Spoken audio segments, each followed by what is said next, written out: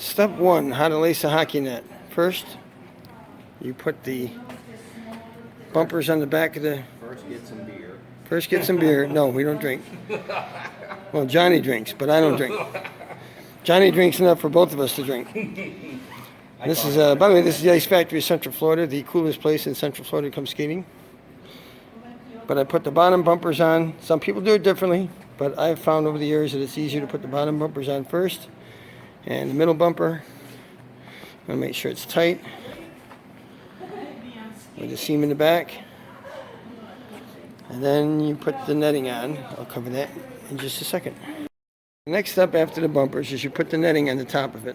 Now it's going to look really thin, like it's not big enough, but it stretches. It'll have a tag on it for saying the top center. And you dangle the rest on either side, and you're going to secure them after pulling it tight with zip ties. So I put one there, put one at this corner. I'm going to put one down on each post, and then a couple on in the back, and then we'll string it. Once again, now what we're going to do is lace the top. You're going to start by lacing the top. I just did this side. It was a little short on the string. So what you're going to do is you're going to measure your string out twice the length you need. All right, so we got twice the length you need. And then we're going to cut it. Plus a little. Plus maybe a little bit. You'd rather have too much string than not enough string.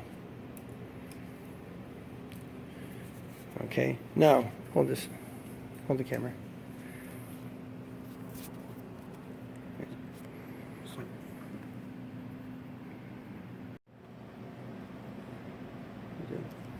Okay, take the string.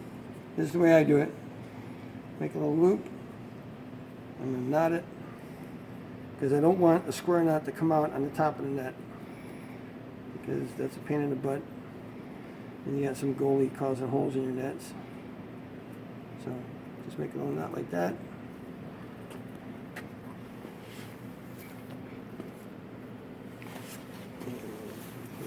Here.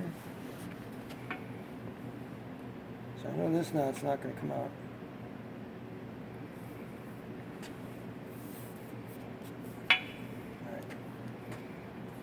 Now, I come down through each hole with a loop, come back up, slip the end through it, and pull it tight. It should stick. Put a loop through. Now you want to space it, you don't want to space it out too much because it's got to use all the netting up. So each hole in the netting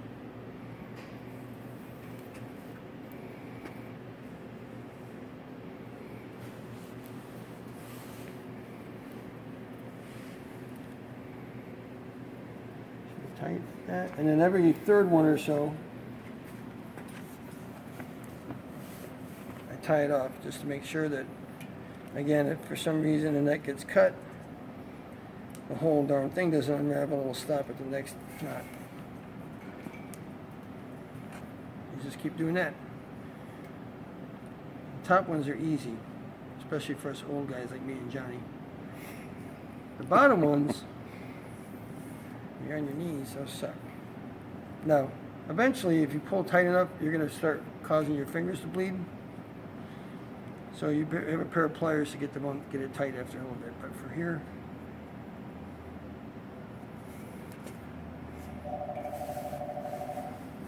so you just continue through the end of this side, and then you do I usually will do the sides and then pull them down through the back.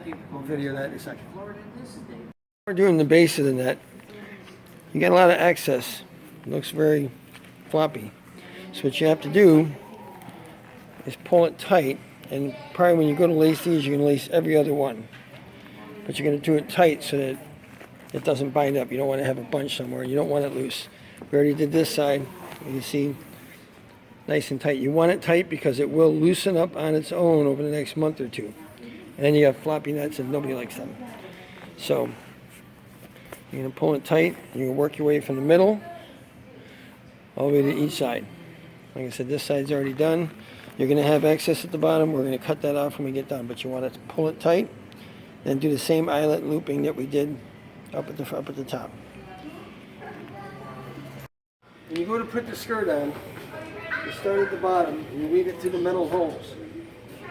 It's going to be tough because you've already done the padding, you've already done the netting, but you got to do it through the metal holes to make sure it sits right. You tuck up any extra netting underneath this, so it's smooth. You basically go inside, outside, and you weave it all the way around. Then you do the top. The top's easier. So when I measure out the string, I'm going to measure out about 1.5 to 2 times the amount of string as the distance because it's going to weave in and out.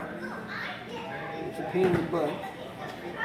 And you go a little high on this because you want to pull it tight. So I'm going to go up here. I can't wait to get these all full of black.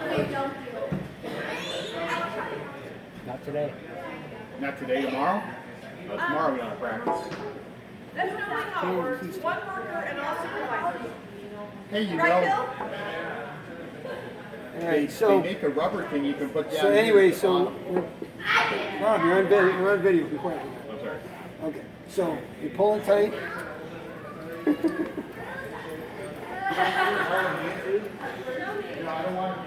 And you're basically just going to go all the way around that way and make sure it's as tight as you can so no pucks can get caught in the netting. And that's basically it. We'll show you the final product in just a second. For our final product, excuse on the noise, but we're in the lobby and there's a lot of people here. As you can see, got the back skirting on. All the way around. Nice and tight so the puck doesn't get jammed in there by the players.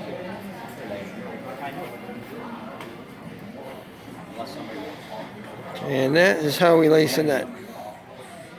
Other ways may vary, but that's the way we did it. And they look pretty good, I think. If you have any questions, leave your comments in the place below. And thanks for watching our video.